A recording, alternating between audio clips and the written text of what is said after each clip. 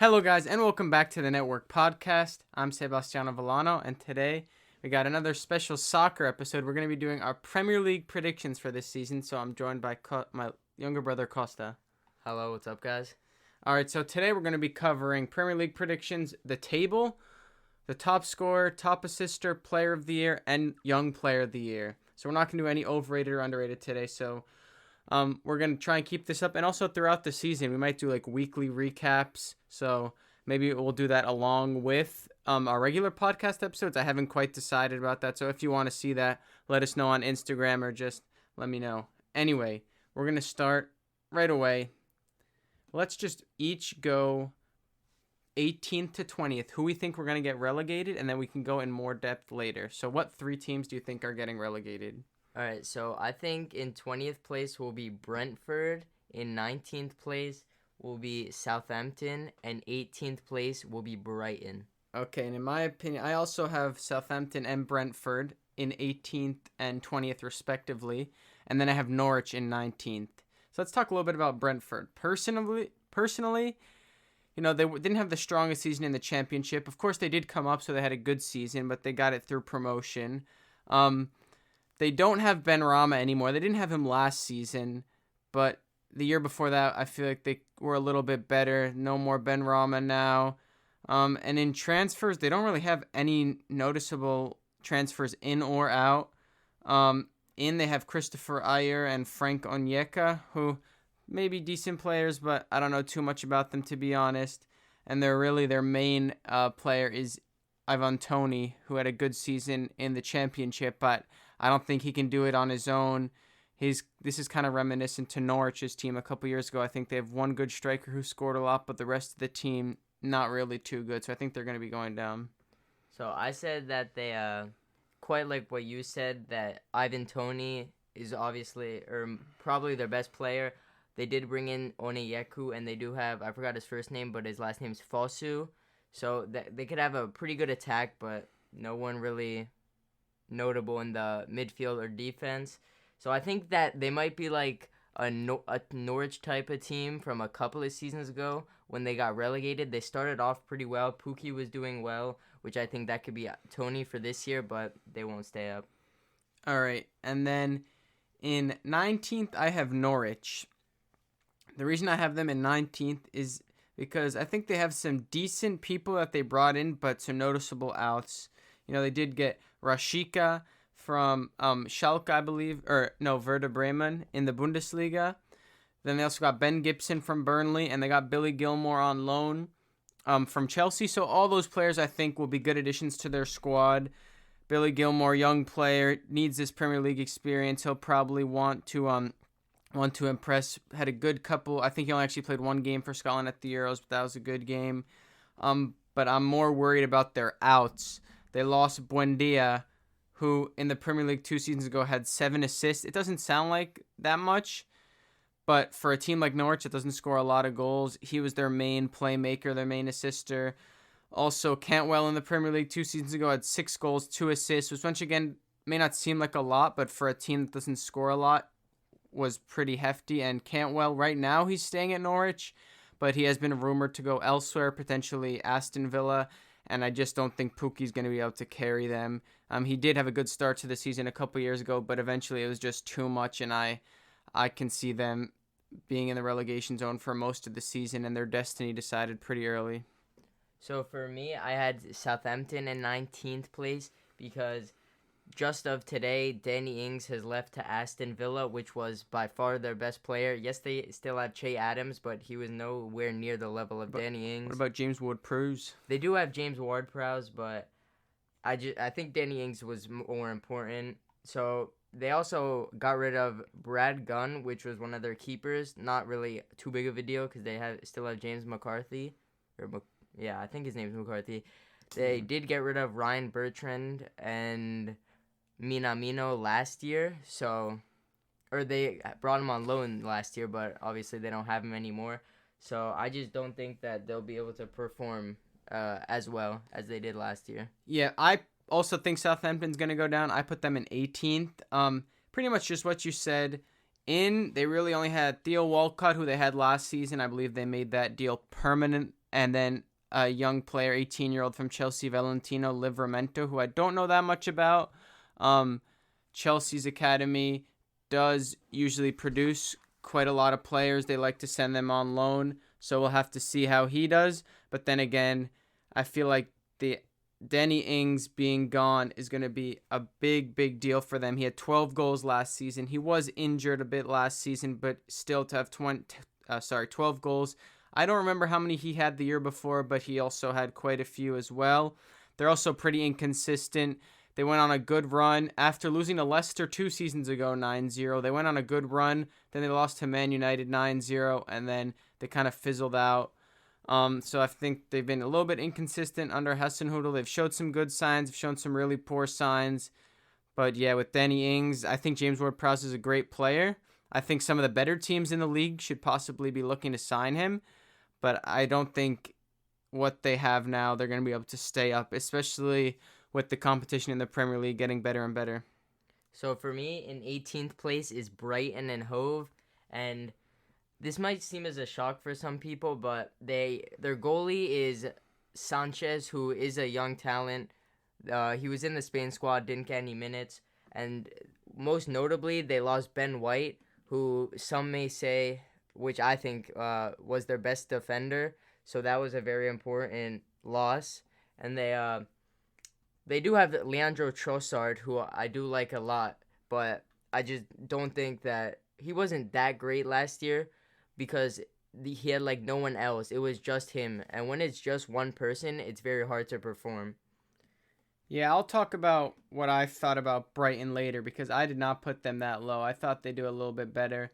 Then we can just go 15th to 17th. I have 17th Watford, then Burnley in 16th, and then Brighton in 15th. I have in 17th Burnley, 16th Watford, and in 15th Norwich. All right, so I'll talk about Watford first. I think Watford have got a decent team. They don't really have any noticeable departures, or no notable departures rather, but they do have a few incoming signings. They have Josh King coming in from Everton. Decent season at Bournemouth past few years, is able to provide some goals. Danny Rose is just an experienced player, and they also do, coming with Josh King and Danny Rose, they're bringing some experience and some goals, and they also have Foster and Deeney, who are both very experienced. They have the likes of Tom Cleverley, so they have some older and experienced players. I could see them in a relegation battle, but I just think the teams I mentioned are just gonna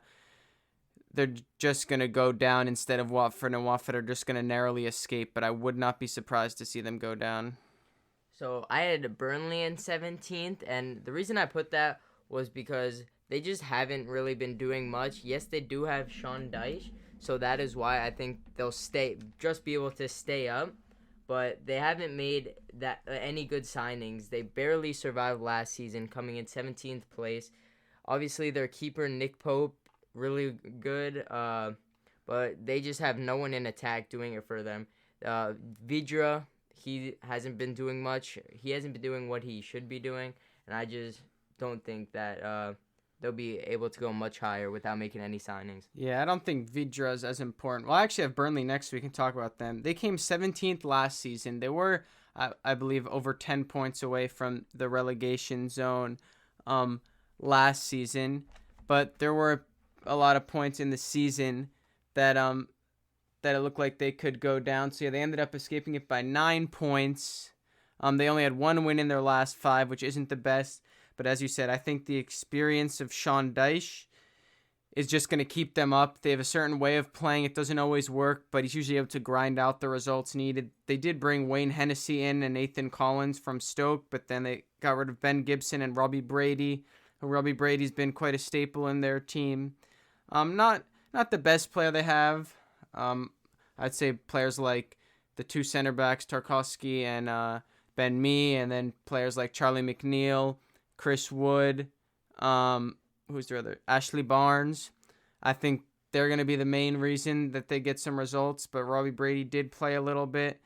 I could see them getting relegated as well, but I think that they'll do just enough to stay up. Once again, kind of like Watford, I just think there are some teams worse than them. So I had Watford in 16th, and the reason I put them here was because they made a couple of decent signings. As Danny Rose, like you mentioned, experience could be good for a team like Watford. They signed a striker, Nigerian striker Dennis. I don't know exactly where he came from, somewhere in Germany, and he could be decent for them. Carlos Sanchez, who used to play in the Prem for Aston Villa. And as of today, they signed Kucha. I'm not sure how you pronounce it. Kuchka from Parma. From Parma. So a bit of a weird one, but you never know. So I have Watford in 16th. Yeah, I found 17th to 12th. I found the order very difficult. And if you're looking at the table last season, 12th to 17th, that was only split by 6 points.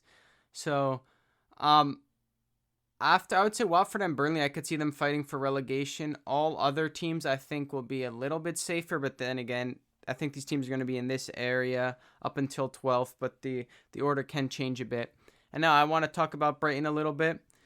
I don't think they're going to be in a relegation battle. You know, they may at some points in the season, like the past few seasons, they have been.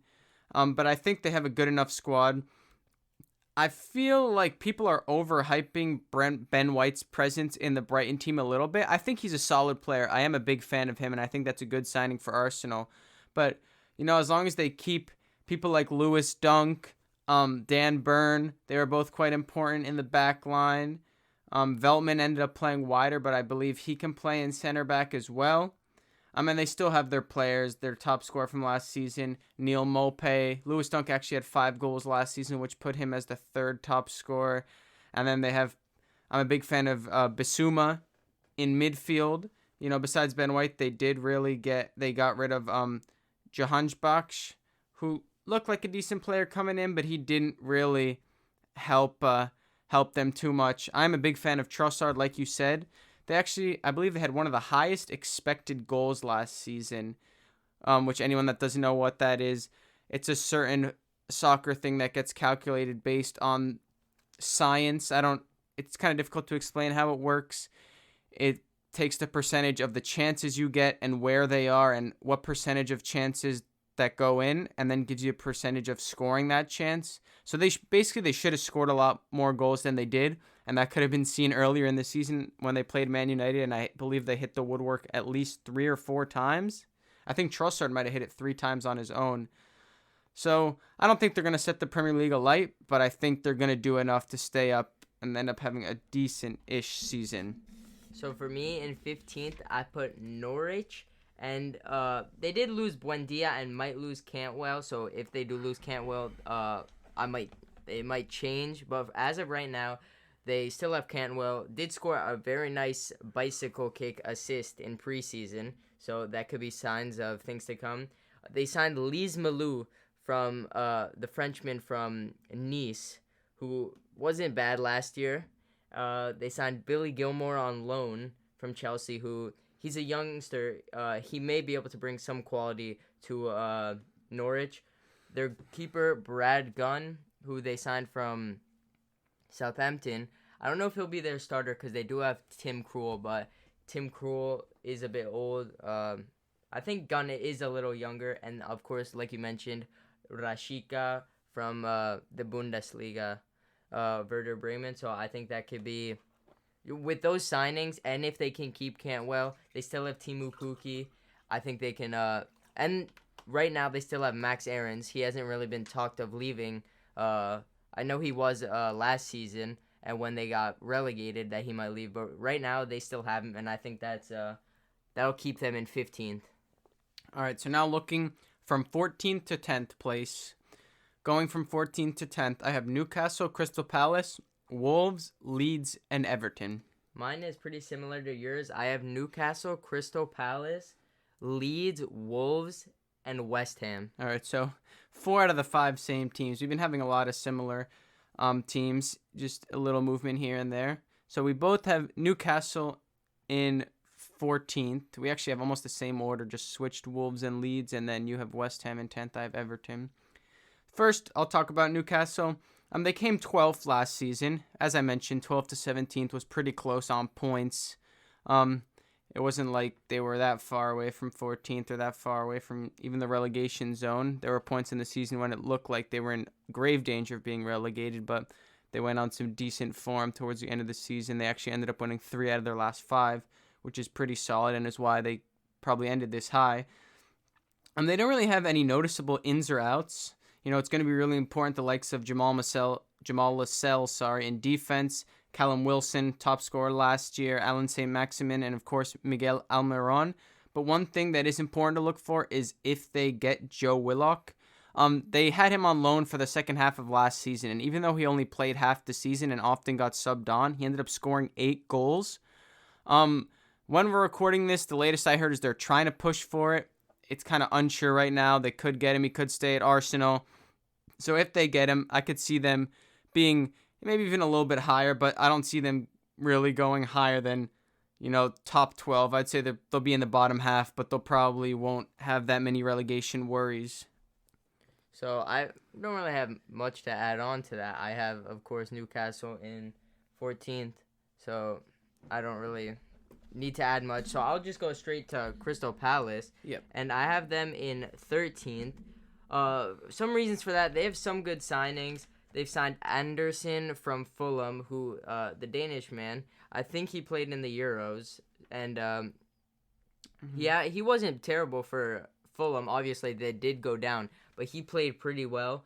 Vieira as the new manager, which obviously you don't know how he will do, but if a new manager could see stuff change and maybe they will be higher, or I don't know. And they did sign Mark Guehi, I think, from Chelsea. He is a center back. He didn't play for them, but he's young. He's 21, so that could bring some quality for a team like Palace. Yeah, I also put Palace next, so I'm not sure exactly how he performed at Swansea, but he did make 52 appearances for them, so it seems like he was an integral part of their system.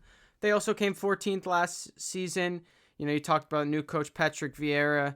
I'm not really sure how he's going to do. He was in the MLS. I don't believe he's coached anywhere else, so he doesn't have a lot of experience. Guehi and Anderson, you mentioned. I think a decent part of their squad might also be Conor Gallagher.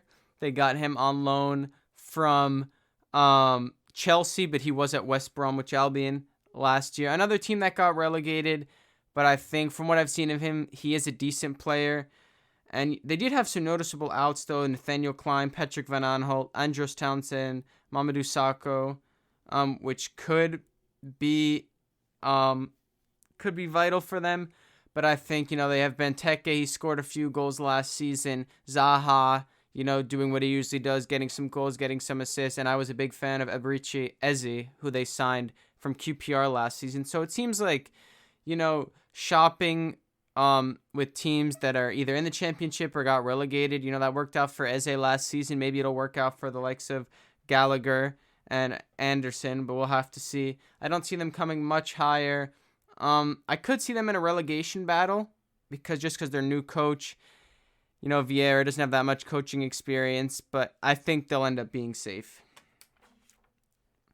And then next you have Leeds, I have Wolves. So why don't you talk about Leeds first? So for Leeds, obviously, they came into the Prem last year, and they didn't do too bad. They did come 9th, which that may not seem that great, but out of their last 5 games, they won 4 of them. So, Mark Bielsa can bring in that quality, but I think this will be sort of a second season syndrome, which they might not perform as well. So you could see them go lower, but I don't think they'll be that low with Bielsa. They did sign Junior Firpo from Barca, who I don't think he got much game time, but he could be, very crucial for a team like Leeds. They, of course, Leeds have Patrick Bamford, Helder Costa, and Meslier, the young keeper, who he did make some mistakes, but towards the end of this season, he was doing pretty well. So I think they can definitely bring some quality. Obviously, they have Rodrigo, who he didn't really play too well last season, but it's another season, so maybe he can be performing better and do well for the team. Yeah, I'm just gonna do both mine in a row. I have Wolves and then Leeds. So Wolves, I think they kind of felt the effects without Jota and Doherty last season. They had first couple years in the league, they were very good. Last season, as I mentioned, no Jota, no Doherty, and they also were without Jimenez for most of the season, who was a big part of them. I think this could be a decent season for them. They don't have Patricio, and Vitinha returned to Porto on loan, I believe. Or he was on Wolves at loan. He returned to Porto. Jimenez has been playing in preseason. I did see him get a goal. I'm not sure about his overall performances, but they're going to be happy to have him back. Cutrone's back, who was looking good in Italy a few seasons ago. Since then, he's quieted down. Maybe he'll be more excited. He'll have something to prove. Then someone I didn't realize they had is someone named Rafa Mir. He's been playing pretty well in the Olympics for Spain. He's an under-23 player. He was on loan somewhere in Spain. I don't remember exactly where. But yeah, he could be a decent player for them. And also, I believe on loan they got Trincao from Barca, who's an exciting young Portuguese player. They don't have Nuno Espirito Santo, so it's going to be pretty interesting to see how Bruno Lage coaches them. Are they going to stick with the 3/5 at the back they've been playing with? But I think 12th, I think that would be a solid season for them. Maybe a little bit higher.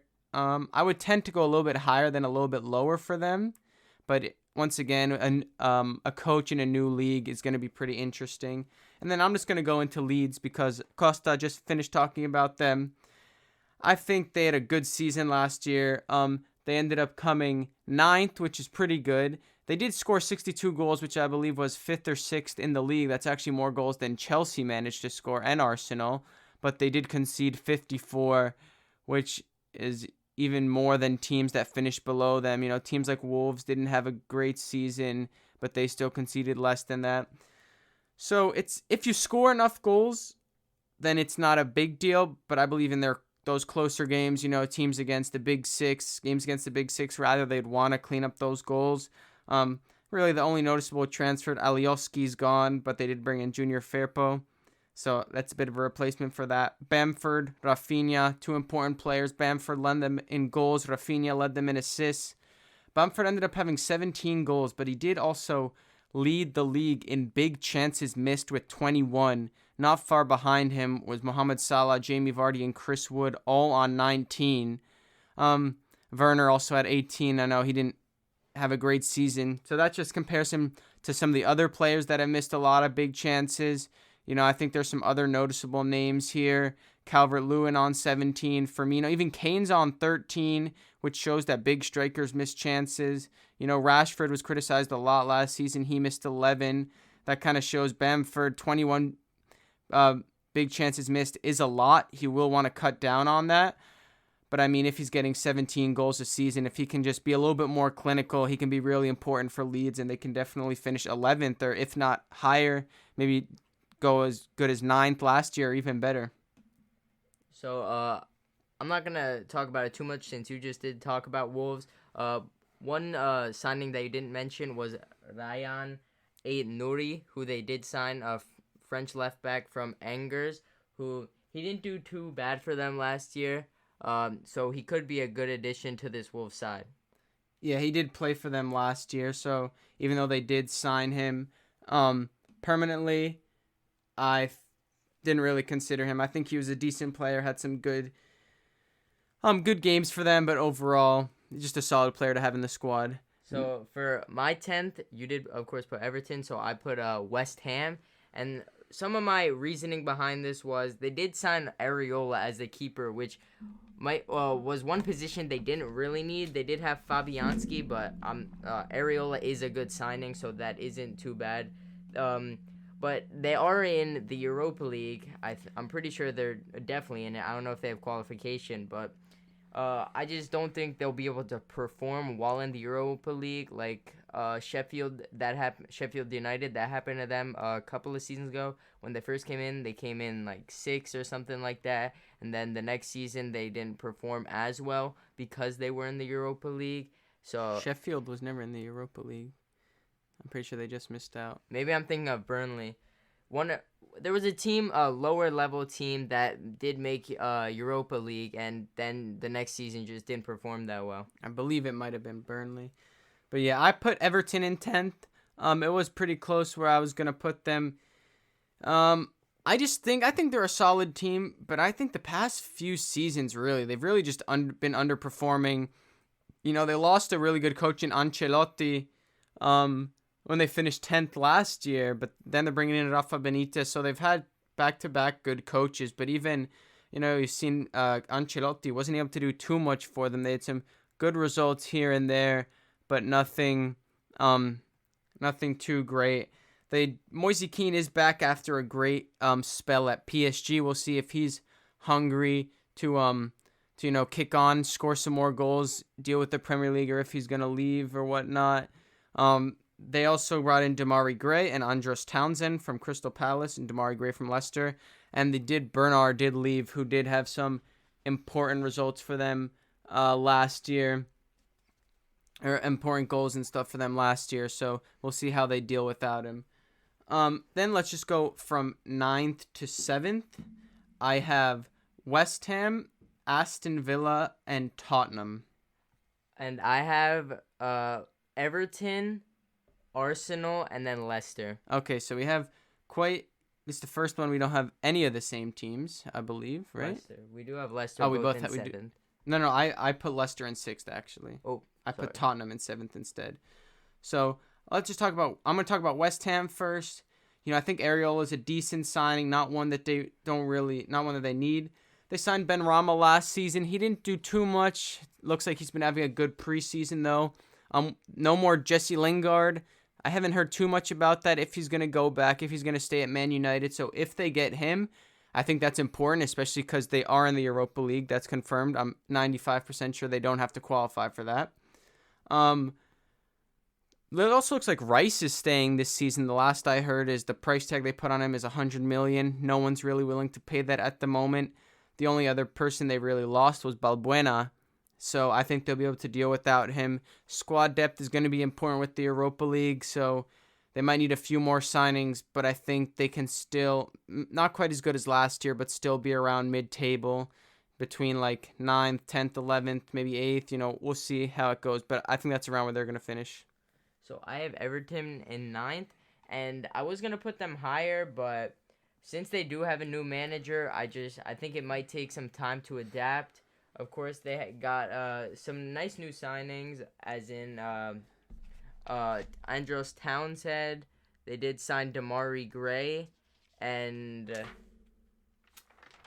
there was one other name. I forgot who it was, but so they do have some good signings that can maybe help them bring in the team together. So, of course, it was a goal.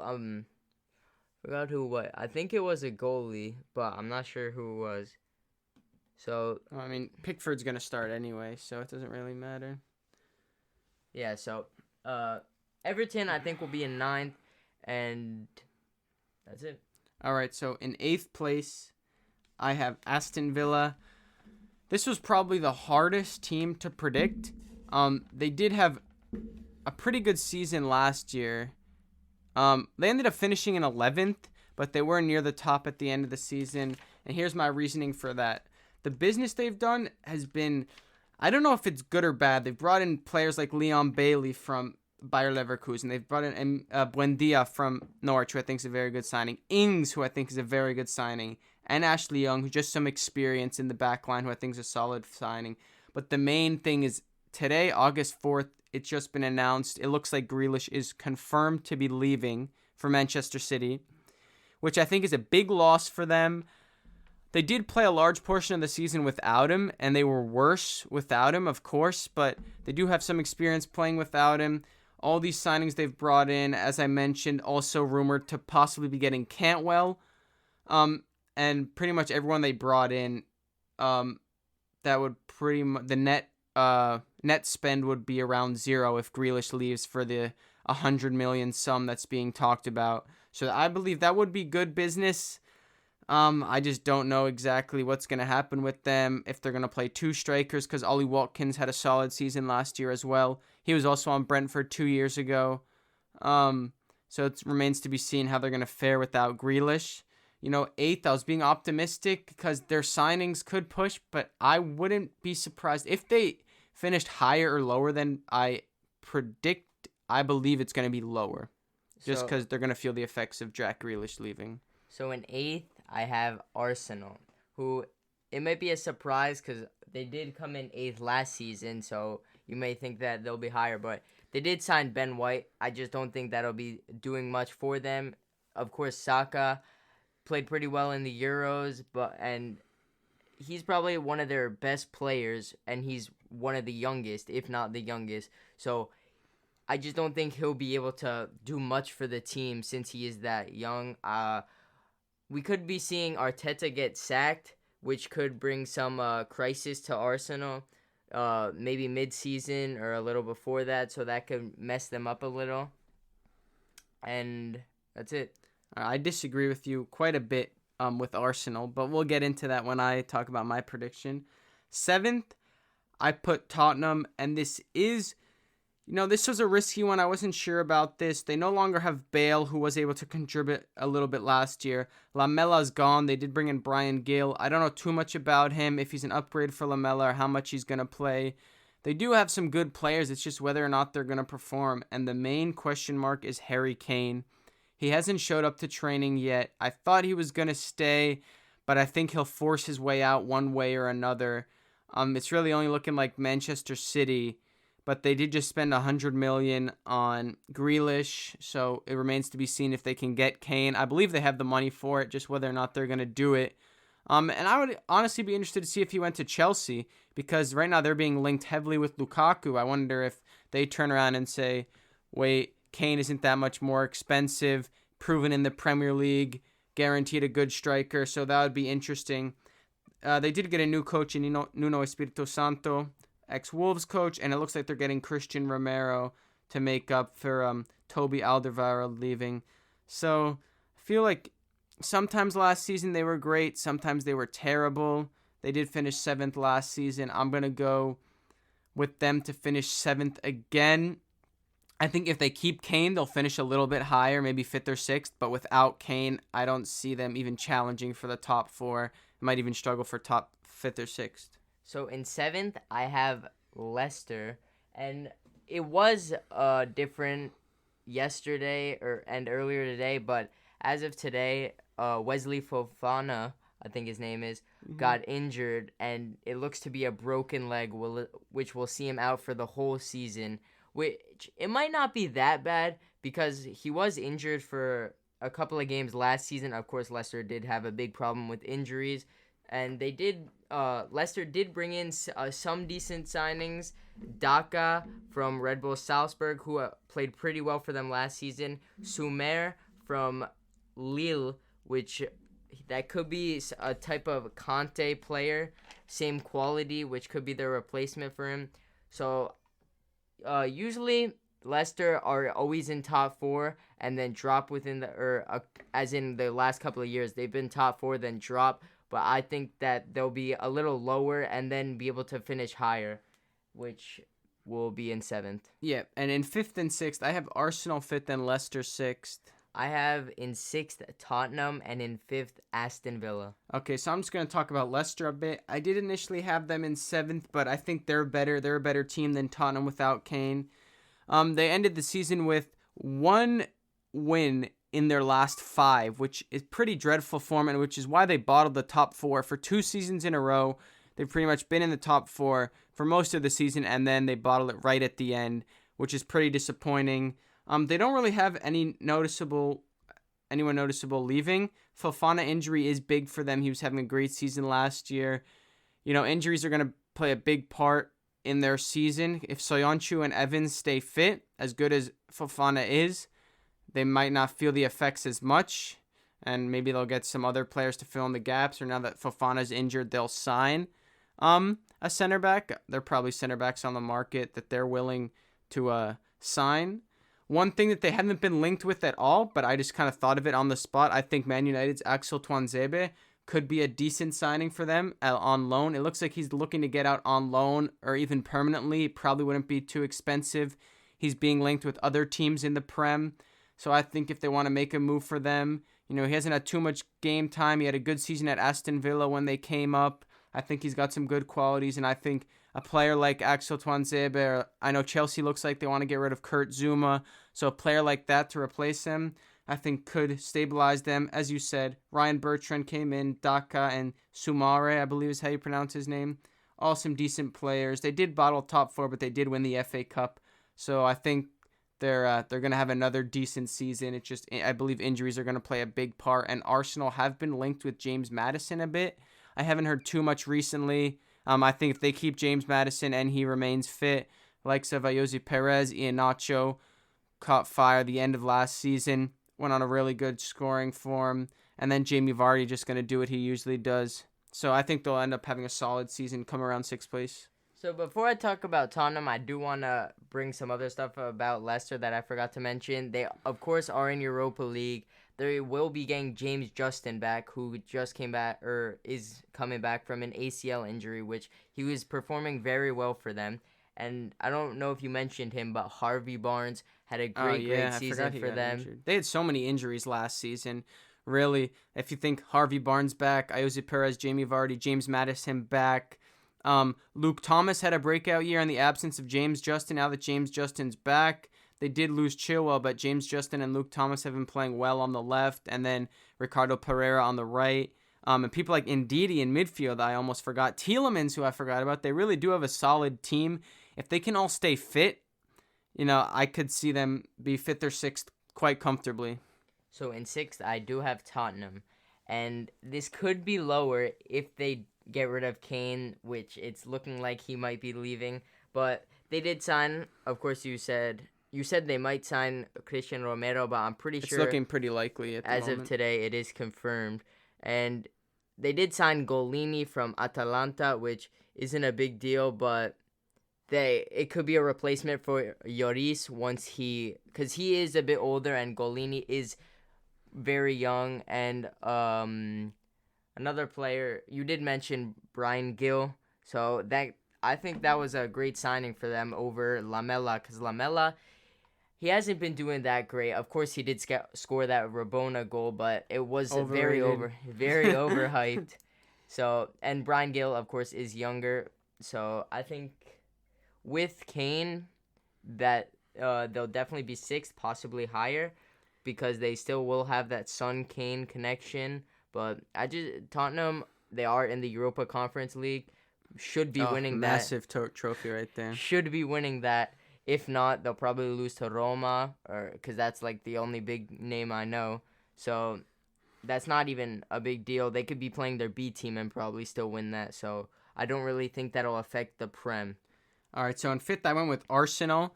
You with them a lot lower than me. I'm just thinking they did have a really good end to the season. I like to make fun of Arsenal as much as anyone else does, but they ended with 5 wins out of 5.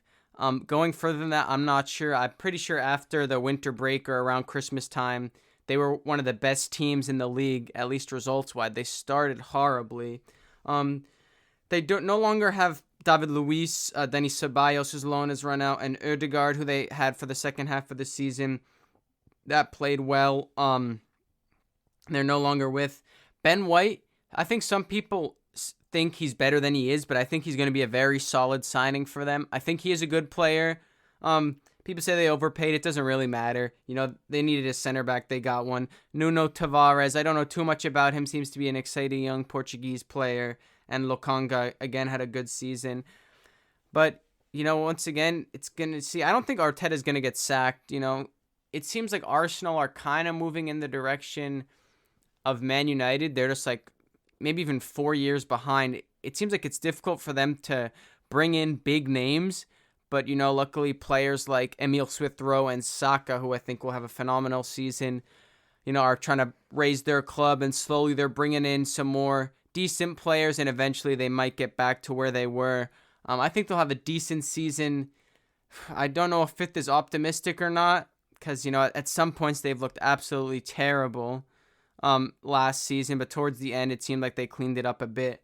And as I said, Saka and Smith-Rowe, I'm a big fan of them. If Lacazette and Aubameyang can perform, they'll have quite a dangerous attack. Their defense is still a bit shaky, really, even with Gabriel, Ben White, That's a decent partnership, but compared to some of the other partnerships in the league, Varane, Maguire, Diaz, Stones, Konate, and Van Dijk, it's nowhere near the quality of those, but I think it'll be good enough. So I have Aston Villa in 5th, which may come to as a surprise. Of course, you had them in 8th, which we had Arsenal and Villa switch, so it might be kind of the same idea.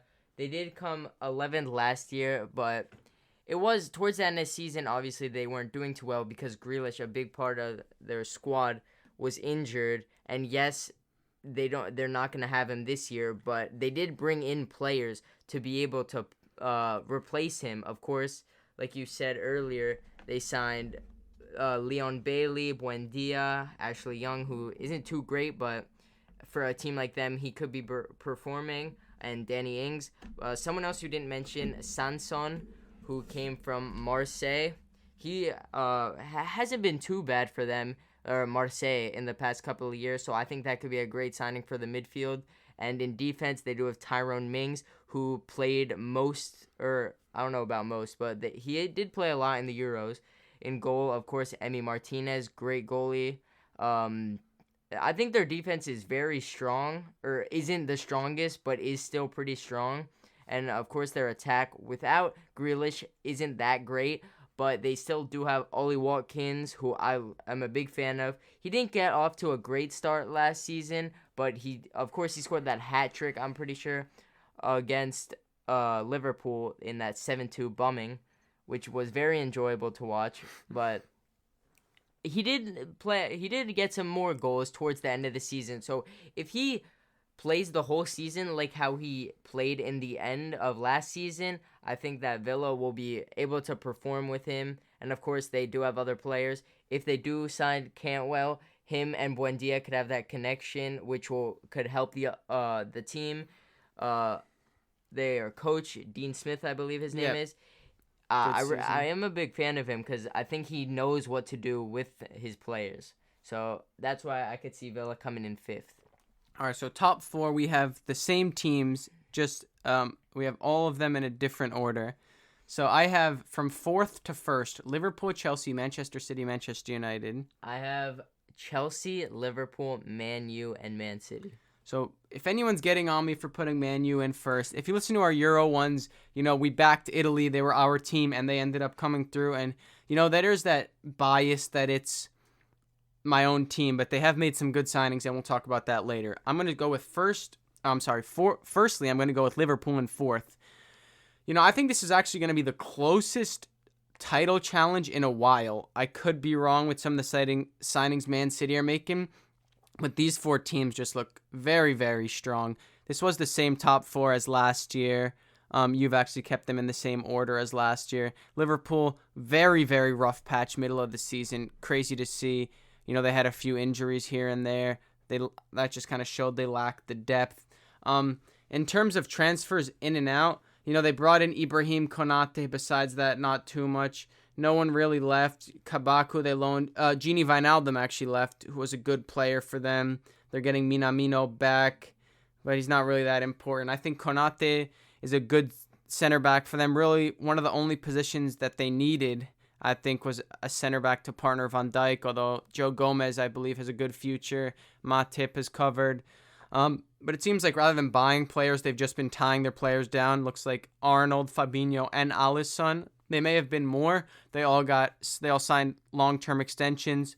So I really think Liverpool could finish anywhere within this top 4. I think last season they just kind of had a rocky season. I think the 2 seasons before that is kind of back to where they'll be. But once again, I think this is an extremely tight call for top 4. And I don't know where they're going to finish, but I think they're definitely going to be up there fighting for the league.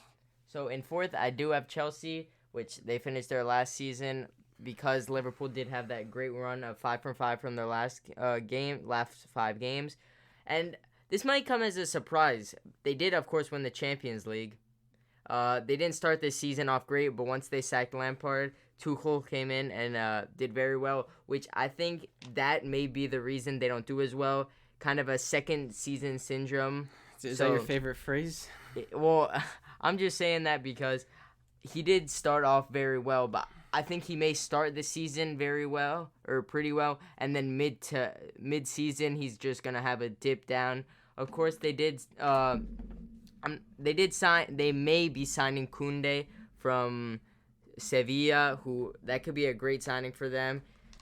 Tammy Abraham may be leaving as a replacement if they do get Lukaku, or he may be a replacement for a team in Italy if they do get Lukaku. So as of right now, without having Lukaku, I think that, of course, Mount, he didn't perform too well in the Euros, maybe a little overrated for the performance. Ben Chilwell, I'm not sure if he even played. He may have played one or two games, but he didn't play. Of course, Shaw was the number one choice. I can take over talking about Chelsea. I put Chelsea in third. You have more to say? Yeah, sorry. I was just trying to think about any other English players. They do have Kai Havertz, who he didn't perform too well in the beginning of the season, but towards the end, and of course in the Champions League, scored the winning goal. In the preseason, he's already got off to a pretty good start, so I think that could be very good for them. And Werner, I don't think he'll be performing again. I just think he'll have the same type of problem. I don't really think he'll be able to adapt, and so that's it. You could be talking about Chelsea now. All right, so I think Chelsea, they did have a really great season last year, winning the Champions League and coming fourth. I'm sure they're more than happy with that, winning the trophy. I think they've got a very good lineup. They didn't lose anyone notable. They lost Tomori, but he was already on loan last year. They just lost him permanently. Giroud, I think, is an underrated player. Went to Milan for only $1 million, but they weren't using him that much anyway. I think Werner's a great player. I was talking about big chances missed. He had 18 of them or 17, and I think you can look at that one of two ways. You can look at that he's not clinical, but then you can also see that he is getting in the areas needed to score. But besides that, I think they're going to have more of the same last year. They have a very complete team. Chilwell and James are both very strong. Rudiger had a good season. Christensen had a decent season and a good Euros. Thiago Silva, experienced. Azpilicueta, I'm a fan of. And if they do bring in Kunde, I think that'll definitely be an upgrade to one of them, and bring in some more depth if they continue to play three at the back. I don't think second season syndrome is going to come in for Tuchel. I think that's more for the inexperienced teams that kind of just come up for the Premier League. Although they could have a dip in form, I think they're still going to be top four, definitely. I'm going to go with third. They've been linked a little bit to Declan Rice, but it looks like he's staying at West Ham. Lately, it's been pretty interesting with Lukaku. It seems like they're not really in for Haaland right now, possibly next year, as every team is going to be next year if Haaland doesn't leave this summer, which it looks like he's staying. But I mentioned them doing a surprise move for Kane, which I think they should look into, but right now it looks like they're going all out for Lukaku, which I think would be a great signing for them. I'm a big fan of Mason Mount. I did think he was a little overrated until I watched him a bit more towards the end of the season, and I thought he put in some great performances. I think that'll be a good debate whether you think him or Foden's better, because that's been quite a debate with some other people. Personally, I think Foden's better, but I think it's pretty close. And I know as a Man City fan, you agree that Foden's better. But yeah, I think Lukaku would take them really to the next level. If they got Lukaku and Kunde, the likes of Havertz, I think Werner's going to be playing better. Mount is scary. Jorginho had a great season, instrumental in their Champions League win as well as Italy's win in the Euros. And then, of course, Conte just doing what Conte does. The young Reece James just getting better and better. So I think they could have a very good season. So before I say we could just talk about our respective teams, of course, we do have them both in first. But I just want to talk about Liverpool a little because as you were talking about the big chances missed, Liverpool in second, as you said, was Mohamed Salah. Fifth was Mane with 18. And in ninth was Firmino with 13. So that was their big three. Jota was two, but he, of course, was injured for a couple of months. So those were mainly their big three. And to be in the top 10, that just can't be happening. Of course, in the new year, 2021, I don't even know how long it took for them to even get a goal, an open play goal at home, which they haven't lost in for so long. They had a couple of 1-0 losses to the smaller teams like Burnley, Brighton, and they did have Southampton as Southampton. well. I think they tied West Brom as well Yeah, in that stretch. 0-0, I think it was. That was 1-1. Was a it? corner in the end for West Brom, yeah. Of course, they did get slapped up by Man City 4-1. I do think that goal shouldn't have happened because it was. I do think Salah's a bit of a diver. Okay, anyway. I'm not going to go into that.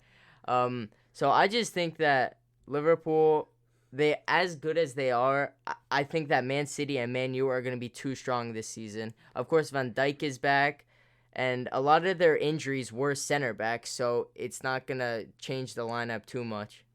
Okay, so I'm just going to mention Man City briefly. We can really just talk about our own teams because, you put Man City in first because that's your favorite team. I put Man United in first because they're my favorite team. First, I'm going to talk about Man City. Man United is my favorite team, so I have them in first. But I think Man City's lineup, getting Grealish and with Kane could be pretty scary. They can't bring them all at the same time, but to have Kevin De Bruyne and Grealish, they might not play at the same time. Not to mention Foden, Kane. They're already going to have a strong attack, and for them to be able to bring off the likes of Mahrez, maybe Grealish if he doesn't start off the bench, that's crazy depth to have. And even last year, you were looking at the depth they had. They can make a whole nother second starting 11 that I think would do decent in the Premier League. So I think they're a great team. But this top four battle is extremely tough, and the battle for the top is going to be tough. I'm just going to talk about Man United real quick. Now that I'm thinking about it now, I think they have a good chance at the league now that I'm thinking more about it. Ole, he's done a great job the past couple of seasons, getting them third 2 years ago, second last year. They did had some issues. Rashford got some hate, missed some big chances, but he ended up having like 36 goal contributions. Rivals love to hate on Bruno. And I think some points in the season, although the goals were there, the performances weren't always there. But I think the signings of Varane and I think Sancho especially is really the big signing for Manchester United. Not just because of the quality he brings, but also the fact that he's a proper right winger. We saw a lot of issues last year. Their attack was extremely one-sided going down the left because that's where Rashford is and like Shaw like to get forward. On the right, they played players like Greenwood, who as good as he is, he's not naturally a right winger, so he doesn't want to stay wide. He wants to cut in because he's good with both feet, but just because he's more used to being central. So, and Wan-Bissaka is not the best going forward. So the opposing teams could pretty much ignore the right side, Having a full spread field, I think that's going to help them on the attack a lot. I think it's going to give Bruno more space in the middle because I think sometimes he didn't play well. Sometimes he also got crowded out a bit because their attack was so predictable. It was coming down the left side. And Varane, they needed a center back to partner Maguire. Last 6 to 12, or I'd say mostly the last 6 to 8 months, Maguire's been absolutely phenomenal. Being a mainstay in Manchester United's defense, having a really strong end to the season before he got injured, and then a great Euros with England. I think Varane seems to be the perfect defender for him, someone who's quick, good in the air, just experienced, all that. I think the main puzzle piece they're missing is a CDM, because there's rumors coming out that they're going to play a 4-3-3 with Pogba and Bruno in the midfield, which would be very, very good and be among the best in Europe. Especially with the likes of Sancho and Cavani in front of them, Greenwood, although Rashford's injured, he will come back. Dan James can put in a good performance here or there. Costa doesn't agree with me, but I believe Martial is going to pick up his form this season, and I think he'll end up putting some decent performances in. But other than that, I think it remains to be seen with the CDM because, they did have to play two CDMs, both Fred and McTominay, to protect the back line and just give them more stability. But with Varane, it remains to be seen if anyone can do the job by themselves. They do have some young players like James Garner, but it looks like he's going to go out on loan again, get some more experience after a great loan at Nottingham Forest. We'll have to see because I don't think Pogba can really do the defensive duties to play in a pivot with McTominay. I do like McTominay. Maybe the introduction of Varane will allow McTominay to play as a lone CDM if he's a little bit better on the ball, a little bit more composure, a little bit progressive. But I think, signing a CDM would be very, very good, and I think that would put them starting 11, injuries aside. As I said, Rashford's already out. There could be some more injuries, but I think that would put them among the best teams in Europe, which I think they showed that at some points last season. I just think they need a little bit more consistency. So, Man City, I'm not going to talk about Man U. Just some brief thoughts about Man U. Okay, some brief thoughts.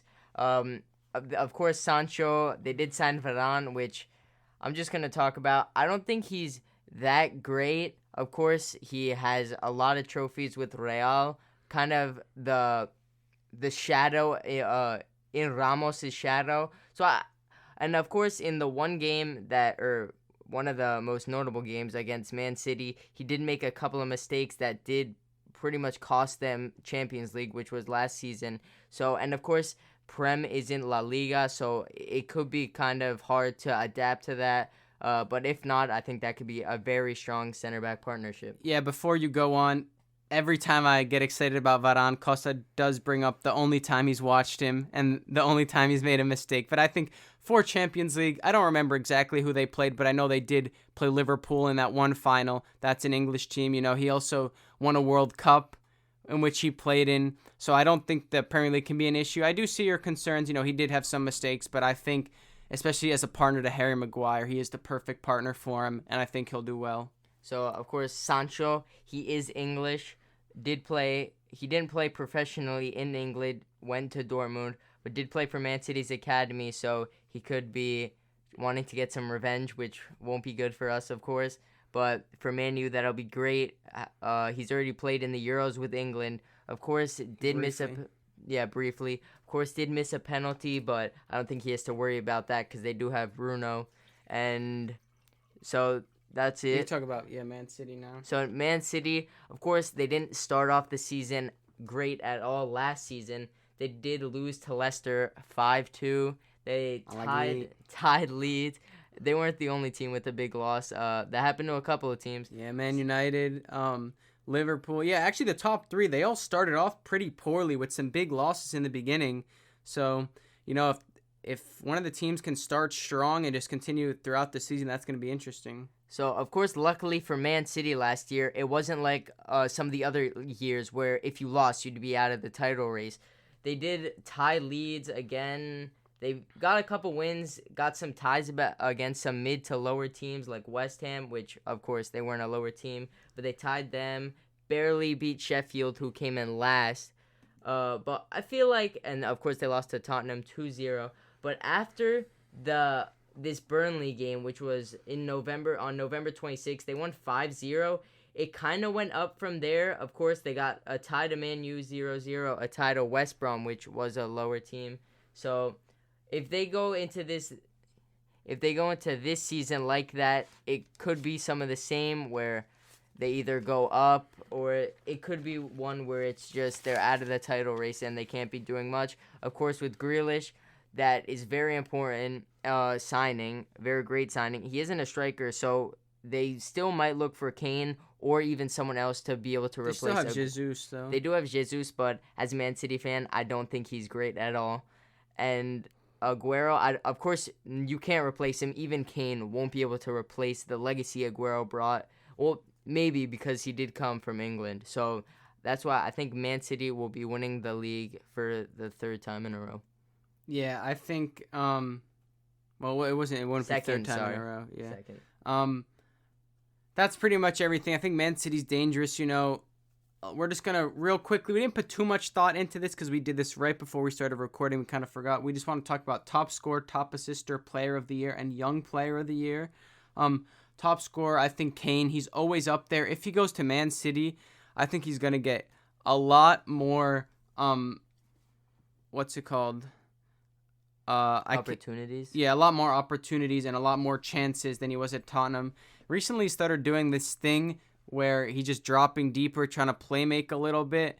But I think, as he can do that as well, and he's good at that. But a team like Man City, likes of Grealish, Mahrez, De Bruyne, of course, Gundogan, if they sign him, all he needs to do is focus on scoring. I think he can maybe even break records of scoring with that supply.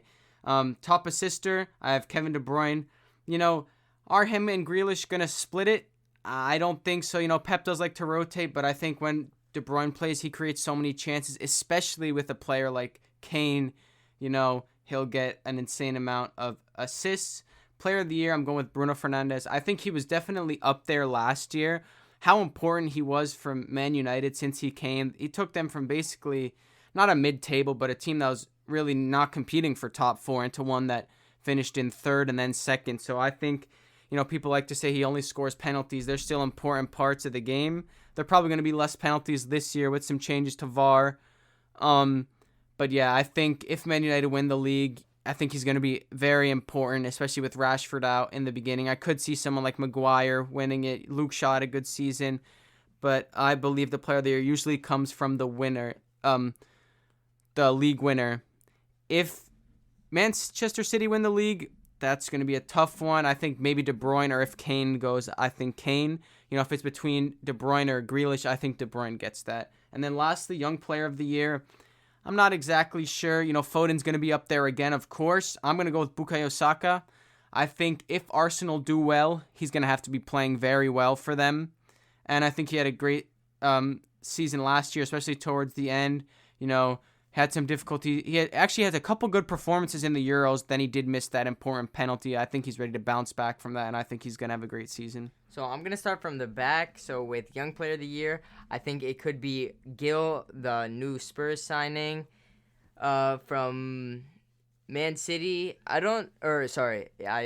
Foden, I think, will be in contention again. Sancho from United, which I think he can win a Young Player of the Year. I think it has to be under 23, but I'm pretty sure he's younger than Rashford, and Rashford was nominated last year. And, of course, Bukayo Saka could definitely be in contention. Who are you going with overall? I'm going to go Phil Foden. Okay, player of the Maybe year. a little biased, but I think he does have a lot of quality. I don't know if he's going to win it. I just want to mention Mason Mount. I have to double-check the eligibility, but if he's eligible to win that, I think he definitely has a chance.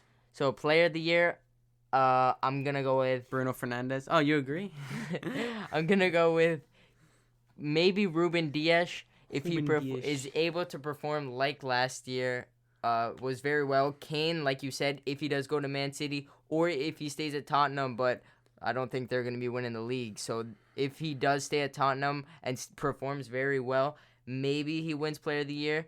And for top assister, I'm not going to go Kevin De Bruyne because I know you mentioned it. They might split with Grealish, which I think that's what will happen. He will be splitting with Grealish, not half and half, but Grealish will be able to get some assists. And you never have one specific. There's always a lot of, because Pep does have a lot of rotation. So I think it's just going to be a lot of different players getting a lot of assists. So personally, a bit of a weird one, but I did put James Maddison from Leicester because I think he has a lot of quality. You can't just name every player. Oh, sorry. And maybe... No, I'm kidding. I think my top is James Maddison because I think he has a lot of quality and some great attackers, Daka, Vardy, and Barnes. So now with top goal scorer, I did have Kane, but if he does go to City, I think it'll make his goals go less because of their rotations, and they do have a lot of quality. So anyone could be able to score. I do think Kane will still be the top scorer for Man City if he stays or if he goes, but I don't think he'll be able to get that many with the other players. And lastly, I do just want to mention Ings because if Villa are able to be in this top spot, I think with their quality of Buendia, maybe Cantwell, and up top with Ollie Watkins can do some great things possibly for Villa. Of course, he did have a lot of goals. I'm not sure the exact number, but he did have a lot of goals last season. Yeah, so just some closing thoughts. I do want to mention a couple of Chelsea players. If they get Lukaku or Kane or Haaland, I think they could all be top scorer contentions. And just a sister, I don't want to rule out someone like Mason Mount, although I think Havertz will get more goals and assists. So I think maybe a bit of an outside shout for top assister is Kai Havertz from Chelsea. So this was quite a long podcast, I think our longest yet. But I want to keep doing soccer ones with Costa. maybe once a week, once the season starts, talk about some of the fixtures, because I don't know if you guys can tell, I do really enjoy talking about it. It's good to have Costa on as well. He enjoys talking about it. And as long as we can keep it civil once Man United wins the league, then we'll keep doing it. So thanks, you guys. Thanks, everyone, for listening, and we'll see you guys next time. So I did just want to mention one more thought. Let us know if you want to see maybe a Champions League prediction or some other type of tournament like that. Thank you for having me, of course. Of course. And last thing is, these predictions are August 4th. We're recording this, so the season doesn't start till next Friday in 9 days. And then the transfer market stays open until September. So we could be way off in these at the end, but we tried our best. So thanks, everyone, for listening, and we'll see you guys next time.